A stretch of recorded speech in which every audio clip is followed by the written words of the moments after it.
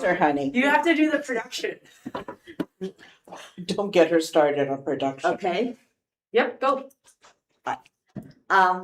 Morning, everybody. Thank you for coming. I'm Julie Mortensen. I'm one of the organizers of Rally Together Indivisible, Elk Grove and Schaumburg. I'm here with two of my other team members, Vonda and Kelly. And now I would like to introduce you to the candidate that we are going to endorse at the Rally Together, Holly Kim for Controller.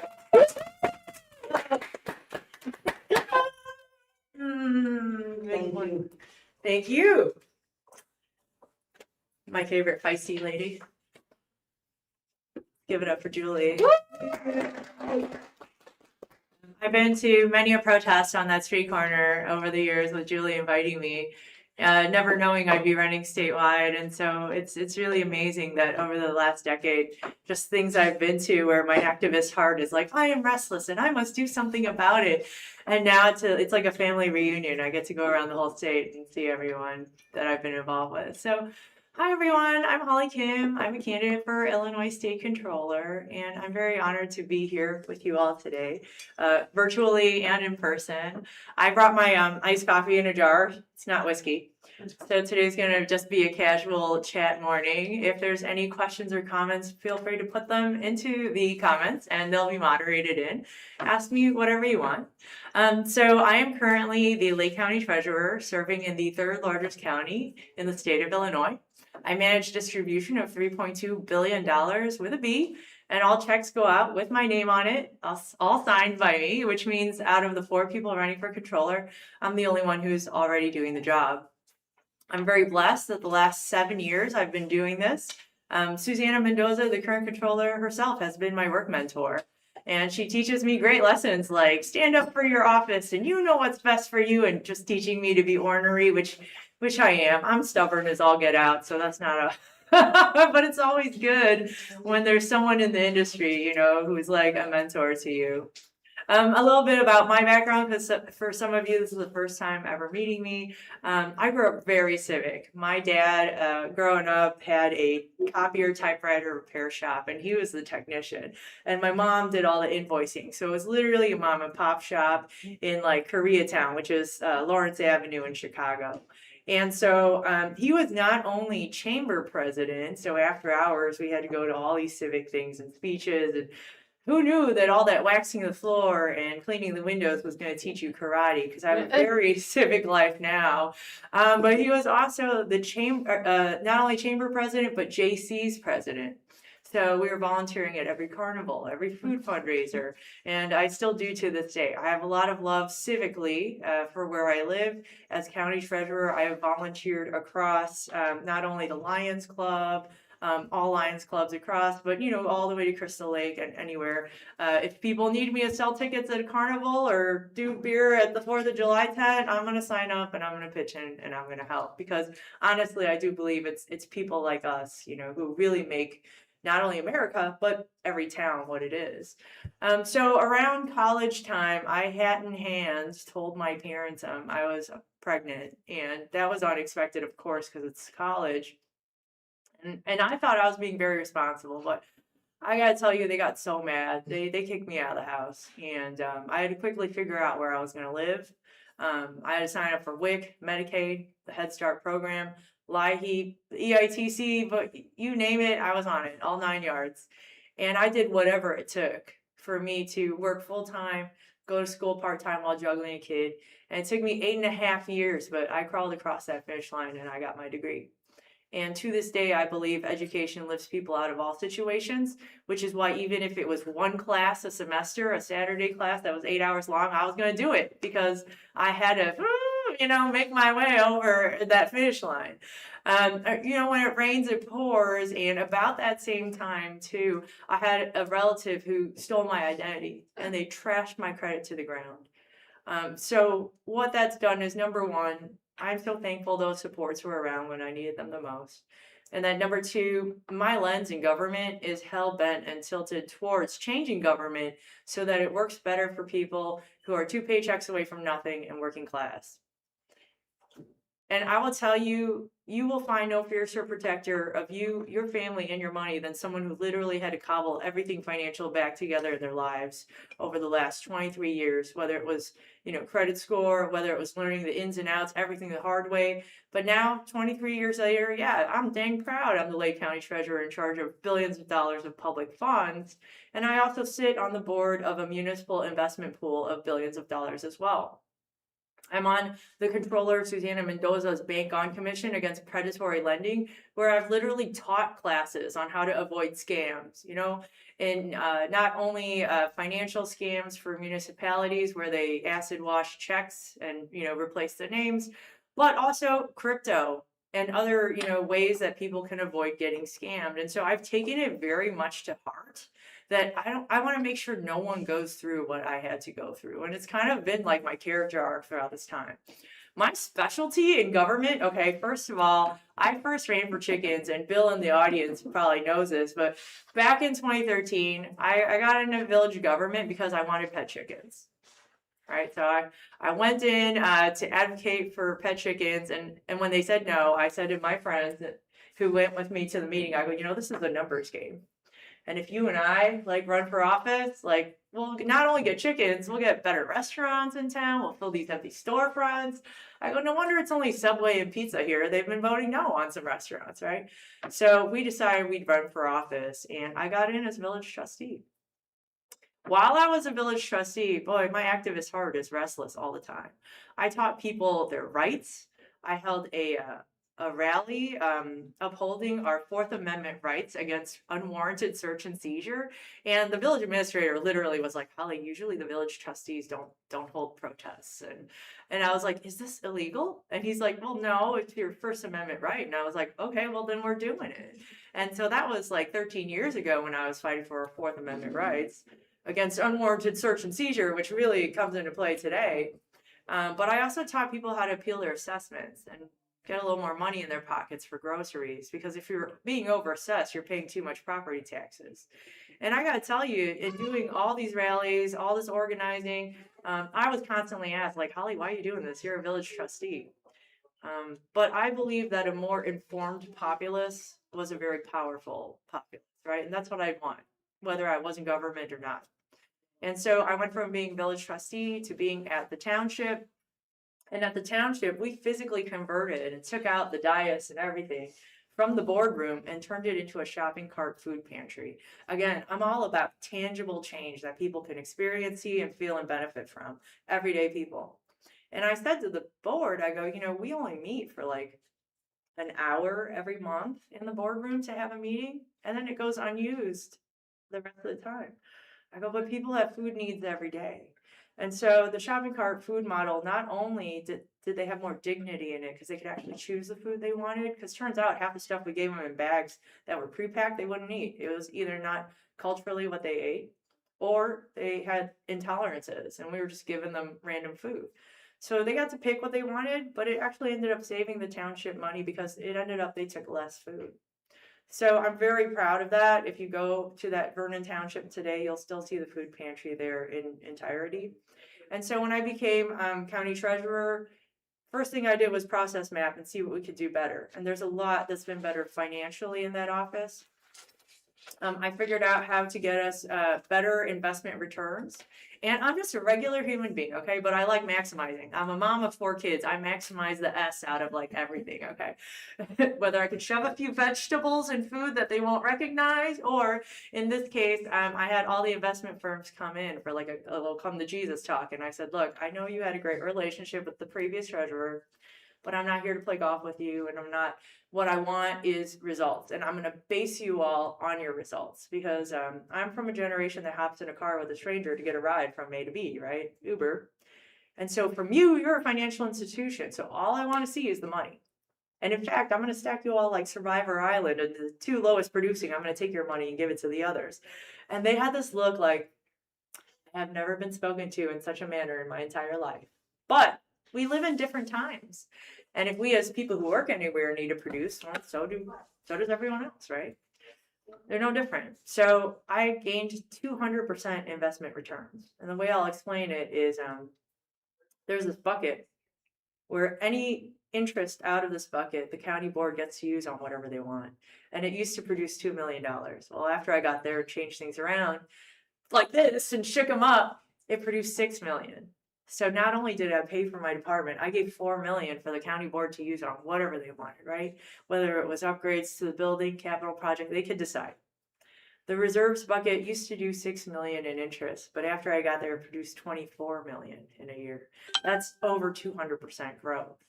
And why? Because we tried, because we dared to try and dared to shake things up and ask the question. I'm the most proudest of this last bucket here, though, because every year I say to my deputy, I go, what else can we do? Like, what else can we do that would benefit the people? And I remember going to the bank where this checking account is, where all the property taxes go through, and that's $3.2 billion in property taxes. And I said to the bank, I go, hey, could you raise the interest on that checking account? And they're like, no, that's the, the brochure. It's like, here's the interest checking, 1 point whatever percent. I said, that's cool. I'll just go to another bank. And they're like, hold on, Holly. Like, don't leave. Yeah. Let me ask the manager. So they raised it to 4%. And so just in asking the question, just in daring to dream, I was able to give over $6 million back to my county, schools, parks, libraries, and taxing bodies. And there's a school out there who got $140,000 they didn't even ask for. And so this is like the outside the box thinking that I come with. And honestly, I think we're all there. Like, no matter what political party you're in, you're like, don't give me the polished bullet points, the limousine liberals. Just what are you actually going to do that's going to make my life better? Because I'm one of those people who want that out of my elected officials too. Like, when people ask me for endorsements and things like that, I'm like, but what are you going to do? And how are you going to get there? Like, what tangible change are you going to provide? Because I think what disenfranchises a lot of people from politics is being disappointed over and over and over that you heard good stuff, and then when they get in, it was all fluffy bullet points, right? And so we need more action people in office. So that was like the math and numbers part, but let me tell you about some of the amazing social justice we've been able to do in that office. Again, I have a restless heart. I don't know how to turn it off. And when I got in, I noticed one of the great equalizers we need to beef up was financial literacy, or financial empowerment in general. We've done over 100 financial literacy classes in person and in Zoom, including teaching people how to start a small business, or showing free grants you can get for historically redlined areas where people were unable to buy homes through legal means in the past. And so now there are financial institutions that want to give grants towards buying homes there. And so we've done over 100 financial literacy seminars, and I open it up every single session by saying, when we were kids, especially me, I was taught it was rude to talk about money. But then, I felt all these things, including fees, fines, and people scamming me like a relative. And I said, do you know who talks about money all the time, though? Rich people. They'll talk about it for other kids. They'll have a call with their broker for other family. And when their kids want to do something, they'll speak out and say, no, don't do that. Or here's why, that's not the wise decision with the money. And so we're going to talk about money. And we're going to be very intentional about it. Because I want to make sure that everyone's on that level playing field and understanding how it works, how to empower themselves with money, because it is a tool, right? And it can be good or bad, but you need to protect yourself and at least learn the basics of how to make a budget and live within your means. And so those were all the classes that we had. And I'm very proud of that.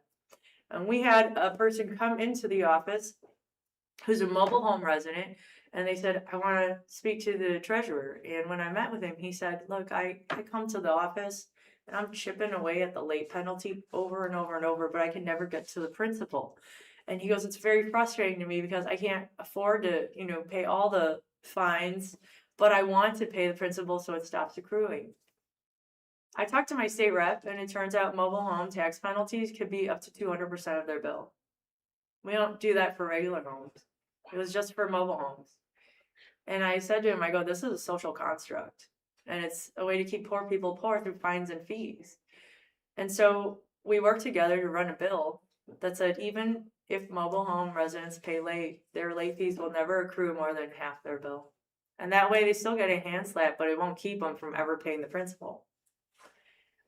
It was interesting because that was my first year as county treasurer. That was like that was 7 years ago. And Every single county treasurer fought me on this. The Association of County Treasurers fought me on this. And they had meetings with me. They wanted all sorts of amendments. I mean, I was willing, right? I said to them, I go, to be honest, I didn't know you existed. Like, so let's talk. Like, I'm always willing to work with people.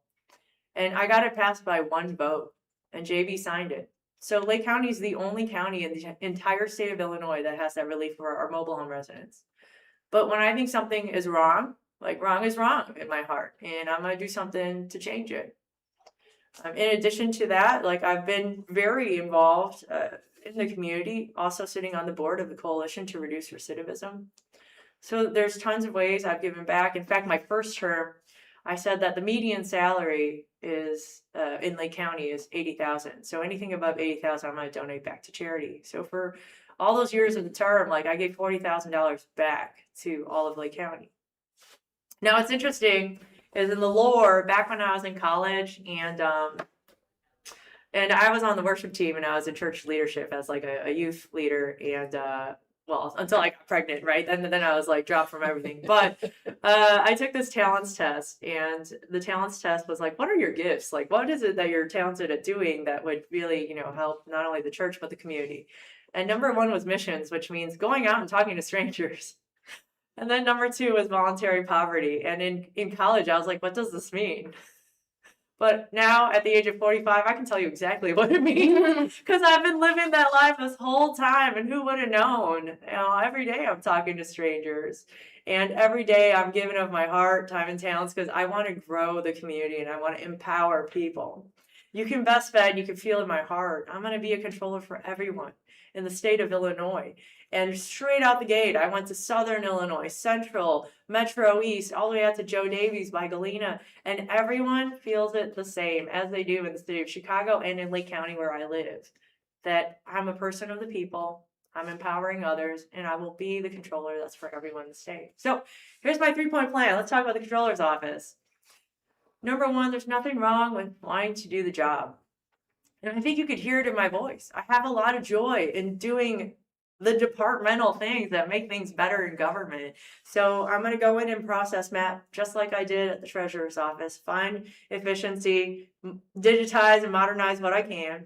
I was able to, in digitizing work at the treasurer's office, give my staff 2 days work from home. And I even, my office organized through Ask Me, Council 31, and I stood by their decision. I'm a huge pro-union and pro-workers' rights person. And so I'm very glad that happened. And so let's see here. I'm going to digitize. I'm going to modernize. I'm going to beef up our cybersecurity. Again, check scams are the number 1 scam that happens. People intercept the check out of mailboxes and they'll acid wash the 2 line and put in a different name. And so we need to move to more modern, like electronic forms of payment that are more secure. I actually held a class for the Bank on Commission with IDFPR and Wintrust Securities, where we talked to municipalities, telling them like this is the number 1 scam that happens. So we need to protect you all on that. But this office is in charge of billions of dollars. So I take that very seriously. I take all money matters very seriously from the financial trauma I lived through.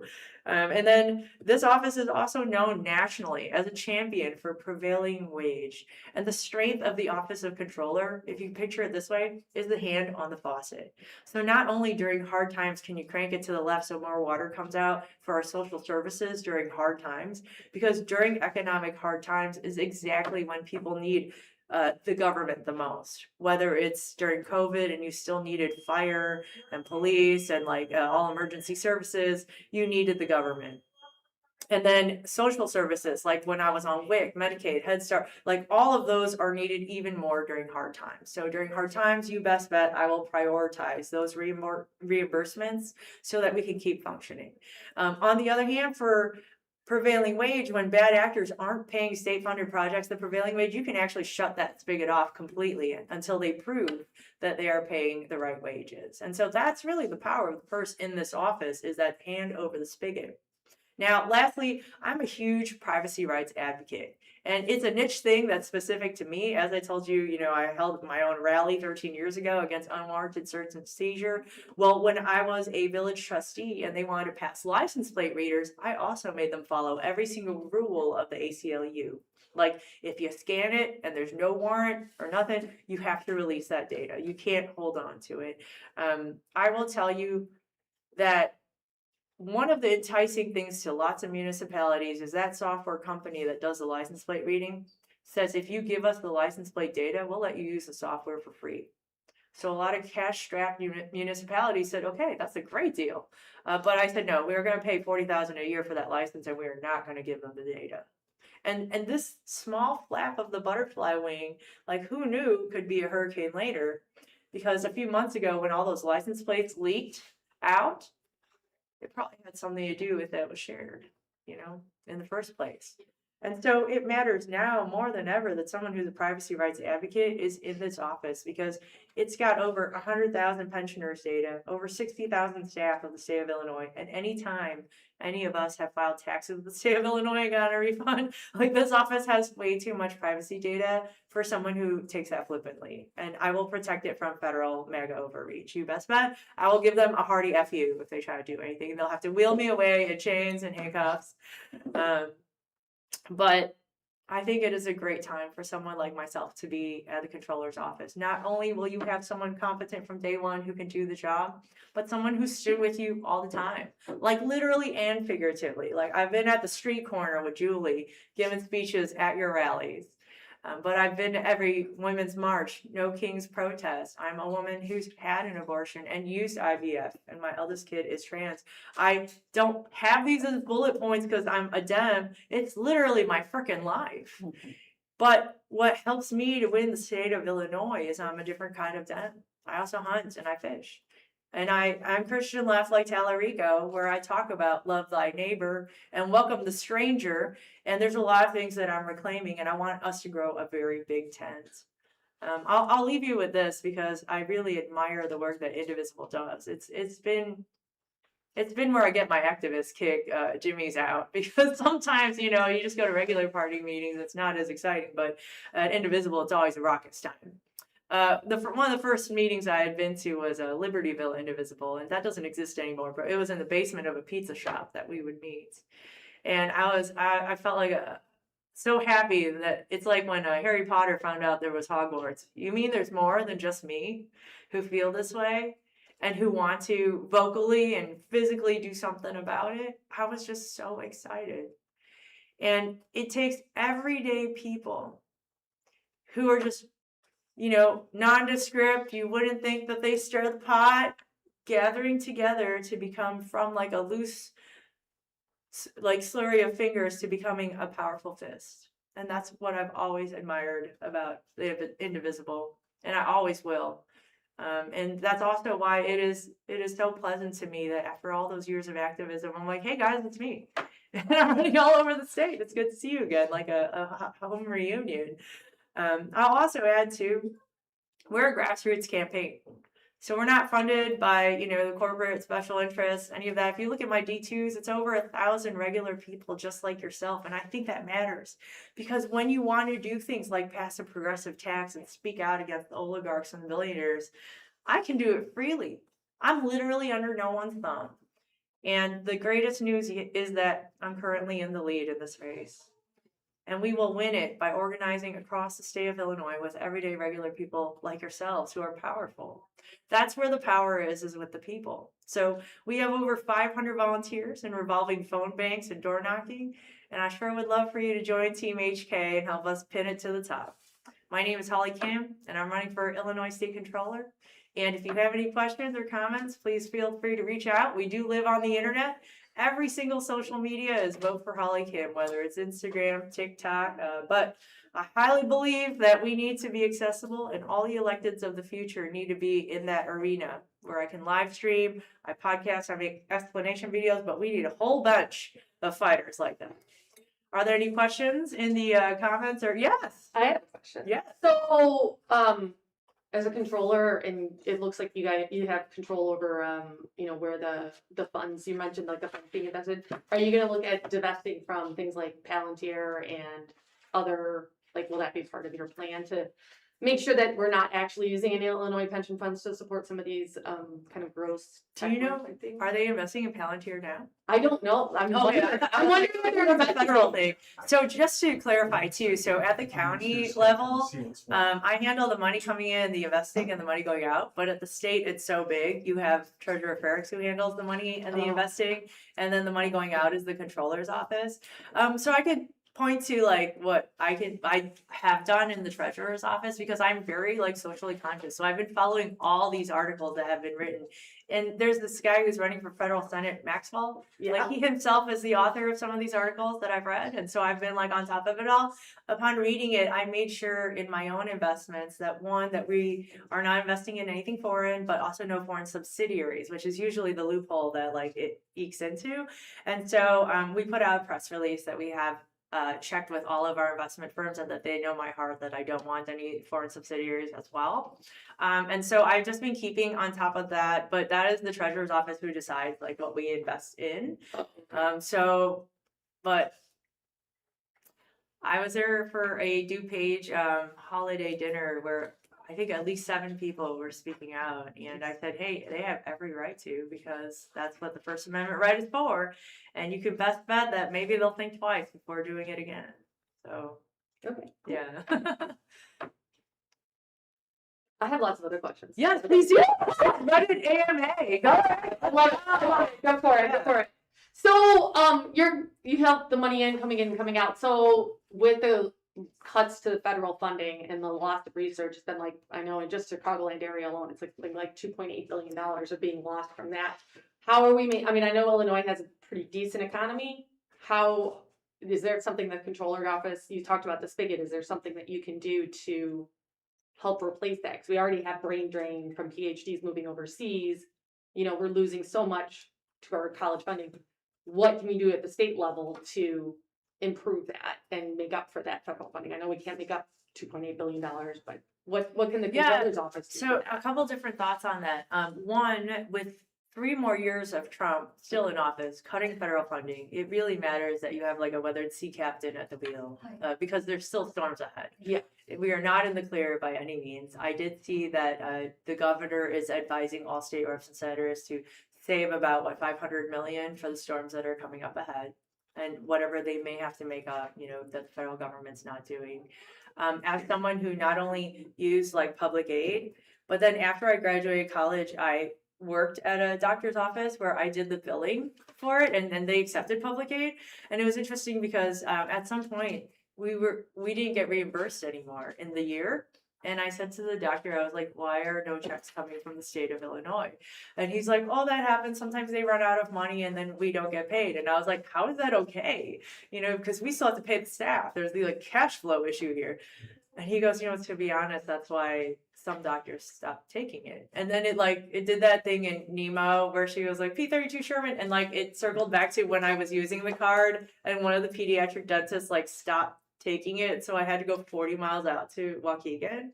But then like fast forward to like during the Bruce Rauner times, I was on this board of Hunnell Family Alliance, and it's a senior care organization. We send like home health care to like people's homes so they can like retire in dignity, you know, and we would bathe people, feed them, cook, slight chores, whatever they need for their homes. And Bruce Rauner had told us younger not to pay any bills. So we were down to like 2 months of operating budget left. And I said to the board members, I was like, how is this okay? Like, what are we going to do with all the seniors that we serve? Like, who's going to bathe them? Like, who's going to feed them? Like, this is inhuman. And we had to beg and honk the horn just to get some reimbursement because we couldn't not keep providing services. We had to keep providing because like people would literally die if we did not. And so that's given me a perspective about prioritizing social services in a way that's like seared into my brain. So when you ask me like, what can we do during times of hardship where the federal government's literally gonna like not pay? is at best in control of the spigot, is prioritizing and paying faster, so that in the gap time until we figure out what's happening federally or there's a change in like who it is, that all their reimbursements are floated faster, right? To like so it buffers them time. But hopefully with what the state's trying to do with like the 5 million they're trying to set aside, like hopefully that will help too. But that's more like the legislature, so I don't know how they're going to do that. The control of the money is really the power of this office, and so I'm going to make sure they're prioritized. Cool. What about with that spigot? Do you help out with this because there's small business funding cuts, like so like score.org, which used to be funded by the federal government. Score, yeah. I love Score, right? Yeah. And they used to, for it was something like every dollar they put in, they need like $4 back or something, or even more. Is there something that the controller's office can do to help improve small business funding? This is personal for me. I am a CEO of a small business, so I love it. Tell me about your small business. We're on Explain Systems. We help trade and professional associations bring their publications to life, give their members answers, not archives. It's an intelligent AI assistant that works only on their documents and is hallucination resistant. Yo, amazing. Yes. You are from the future. I am. Yes. Yeah, It's not just my CTO is a PhD in machine learning and AI. So we developed it from the ground up, and there are over 2,000 associations headquartered in Chicagoland alone. We have the most outside of Washington, DC. And so, but trying to find like grants and benefits in the now Score.org has to charge for those programs. Like what is there something in that spigot or something for small business? Because the controller's office pays bills that are approved, like it's like a flow. It comes from all these different departments, and in fact there's this there's a debt transparency actually passed about a year or two ago, and it shows because she was like, it's hard to predict cash flow when some department's just going to dump a bunch of invoices and I didn't know it was coming. So the Debt Transparency Act asks that any departments that have pending invoices that you tell me what it is every month, that I have a report so I can manage cash flow so it's prepped and ready for like when you do dump those in, right? So based on that, like if there's things in the hopper, like it's good to know, like there could be ways to float some things if it's like coming down the pipe. But if it's not, I don't think that this is the department that would have a grant. But there are plenty of like state departments that do have grants. And so we just have to find out which one. And I think that the 500 million they're apportioning to the side will probably be, what's used for things like that. Okay, cool. I've got lots of questions. Did I say 500,000? I meant 500 million. No, you said 500 million. All right, okay. You did. All right. I have all my questions. Yeah. Are there any from our studio audience online or? I'm like in remedial government because I don't know how any of this stuff works. So I'm going to ask the stupid question that Please you do. all Don't feel way that. above. And that's like, what does the comptroller's office do? So you talked about the treasury doing one thing and the comptroller's office doing another, and all these departments are spending money. And I know Congress, allocates the budget or whatever. Where does the comptroller's what is the specific thing that the comptroller's office is responsible for? Sure. So the federal Congress, I'm going to shove over here because all federal things are federal. And in this case, this is the state of Illinois only and Illinois state controller. And let me also say there's no such thing as a stupid question. Yeah. Like as someone who's been not only at village government, but township and county, like I feel like I could triage all sorts of questions. I'll tell you where it should go. If it's not a question for me here, I'll tell you where it should go.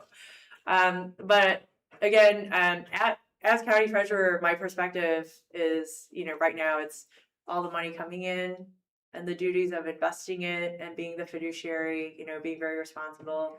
And then all the duties of the money going out, which is like cash flow, making sure that it's secure. There's a lot of things related to oversight in the money going out. So at the state, it's so big, you have one person for handling the money coming in, investing.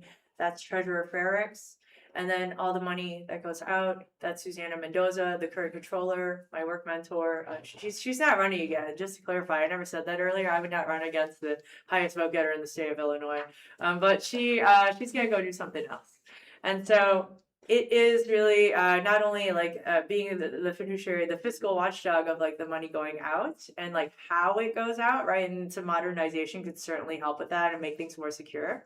This department also is in charge of like all the audits that are filed from different municipalities. That's a topic that's really interesting because right now by state statute, there's about 3 or 4 audits that every municipality has to do.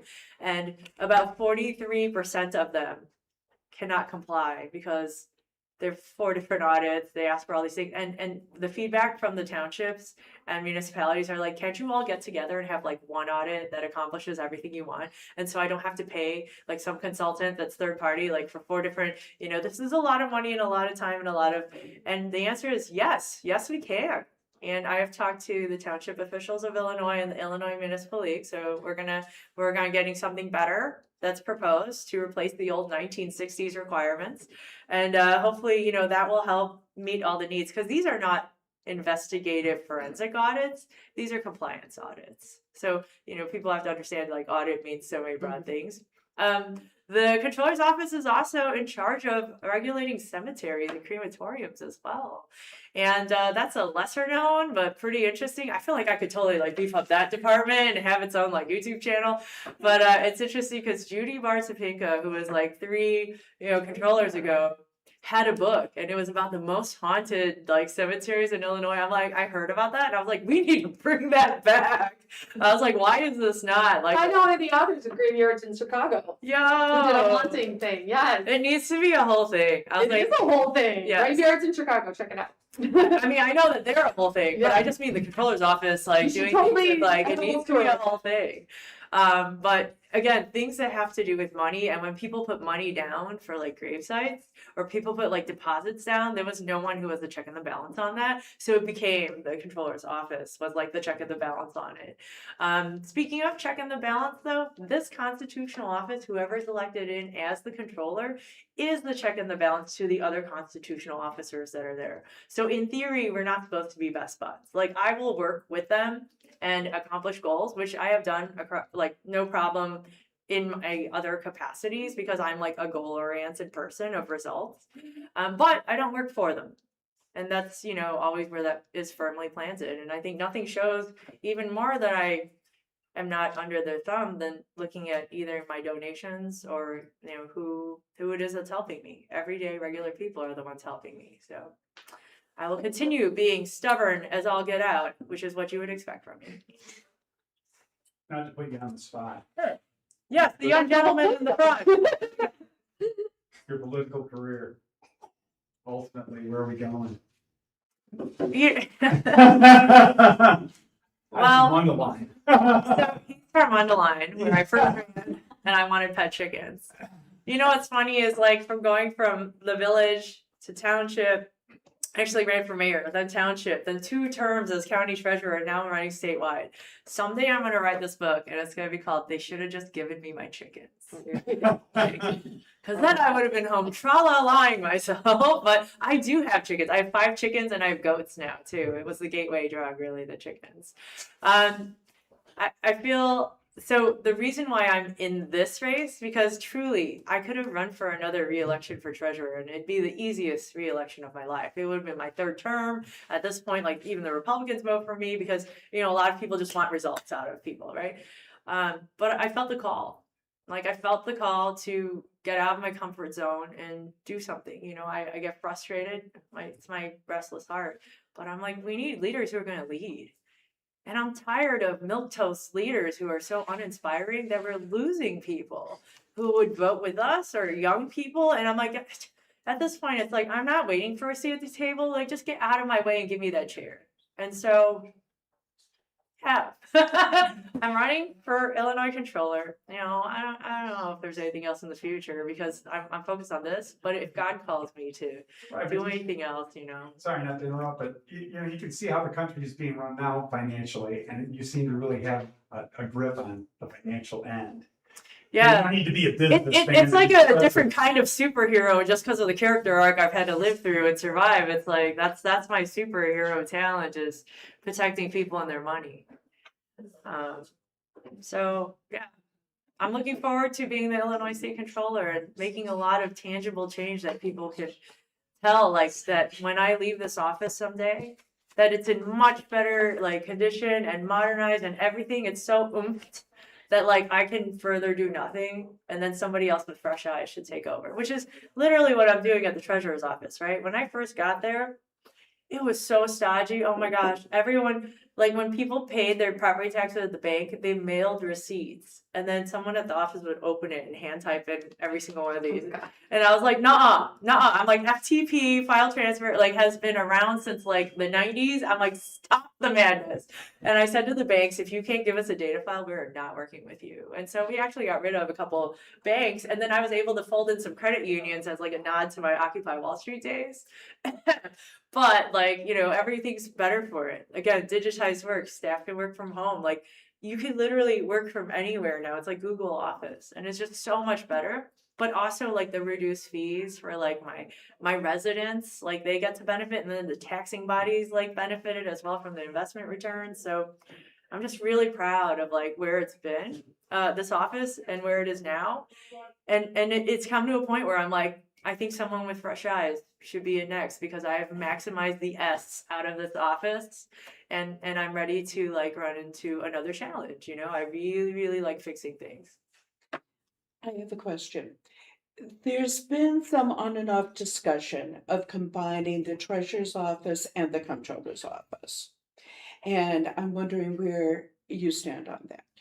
So what's interesting about that question is like some places they ask it to you and they only want a yes or a no. And I'm like, but I was hoping for more. I have a long, complicated answer, and so I'm glad that I have the opportunity to give a longer, complicated answer.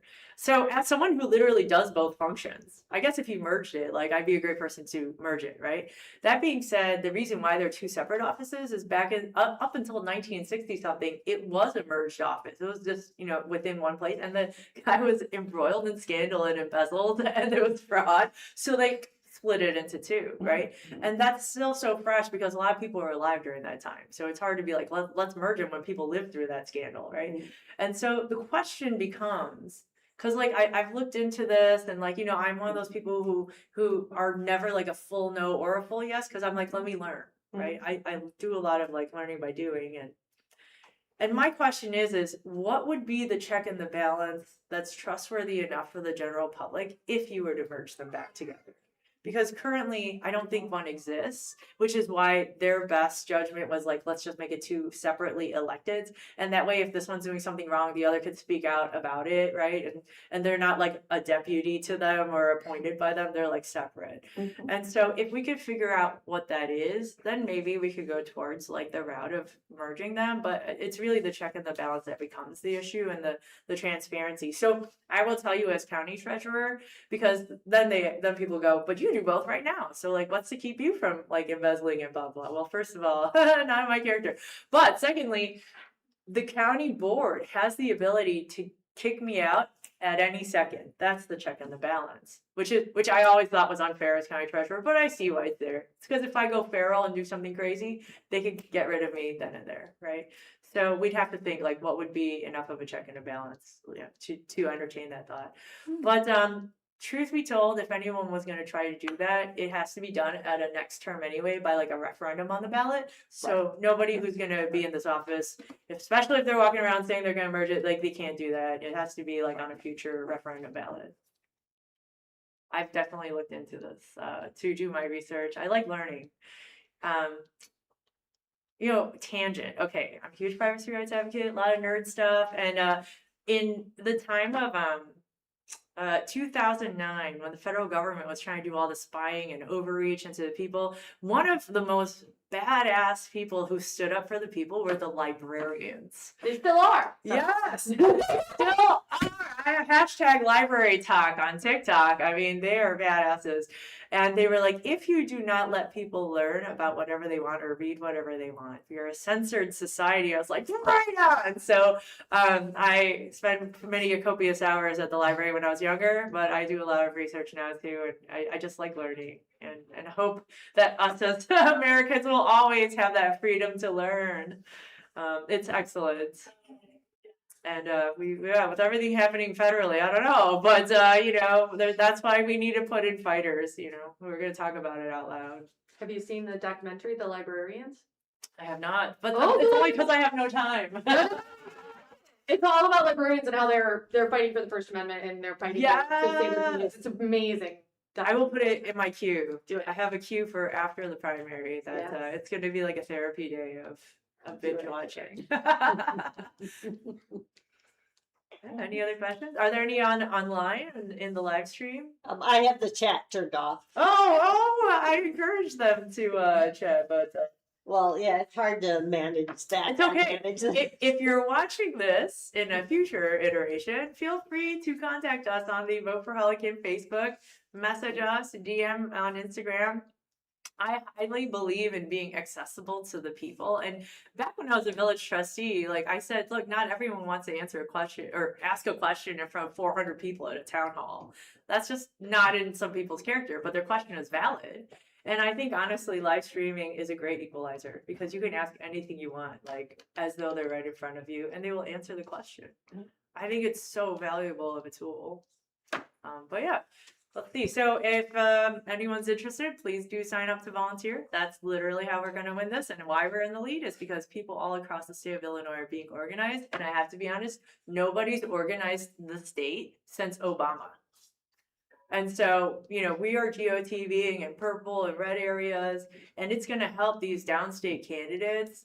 And if God blesses me and I get in, like we're going to keep it going just like Obama did, because a lot of these counties in the state were solidly blue and now they're turning red because there's no support, no GOTV efforts aside from one candidate that's out there like an island. And so in going all around the state, I have built alliances with lots of candidates to be like, look, I'm running, you're running, you know what's hot on the internet? Collabs, collaboration. Like, why are we not sharing and helping, right? Because we're both like on the same side of the ballot. We're both going to be on there. Like, so why am I not helping you? And so they're all excited. They're all riled up. And you'll see it literally on our Facebook. It'll say phone banking day with so-and-so, door knocking day with so-and-so, all across the state. And I'm really so proud of that. I am a coalition builder. And like, I see it as clear as day in my mind, like how like the organizing works. And sometimes that's a frustration. It's like, I see it clear as day. Why don't others see it? But you all should use it for your favor. Like use it to like help organize this area as well. Like even in this area, we're GOTVing and partnering and, doing the actionable things. And honestly, again, I cannot reiterate enough. We need leaders who are going to lead. And I think far too long, we haven't had that. Yo, well, cheers to everyone, and thanks for coming. Okay, Yes, if I have questions, can I email you? yes, you may. It's voteforhollykim@gmail.com. You can email, you can DM, you can all the ways. Maybe tie a piece of paper to a bird and have it fly to my house, and I'll write back and send it back. Okay. If it's a racing pigeon, it'll come back to you. Okay. Thank you. So yeah, we do have literature if anyone wants to walk their precinct. 70% of people who are polled say they don't know anybody in this race. So another way to think of it is I'm actually not running against other people. I'm just running against name ID. Okay. And so what would help me the most is if people put a sign in their yard, if they told their neighbors or shared Facebook posts, like that's literally what it's going to come down to, because the state is so big that it's a name ID race. And if people don't know you exist, well, then it's hard for them to vote for you. So yeah, that's all I ask people, is that you help with the name ID. We do have those revolving phone bank days, and all those are tried and true Dems who vote in primaries, so you're not gonna have angry people. And all we're doing is telling them Holly Kim is running for controller. Like that is literally, we're not selling them an extended car warranty. We're just, and so most of the calls, like they're friendly. The other ones are just like, oh, okay, yeah. And they just, but no one's mad. Like no one's mad. We're not doing persuasion. That's a different kind of a race. Those are hard to do. Yeah, because you're like convincing them on the phone. This isn't that. You're just letting them know I'm running. Yeah, any other questions? No? Thank you so much for being here today. This was just wonderful. Yeah. Very informative. Yeah, let's win this. Yeah.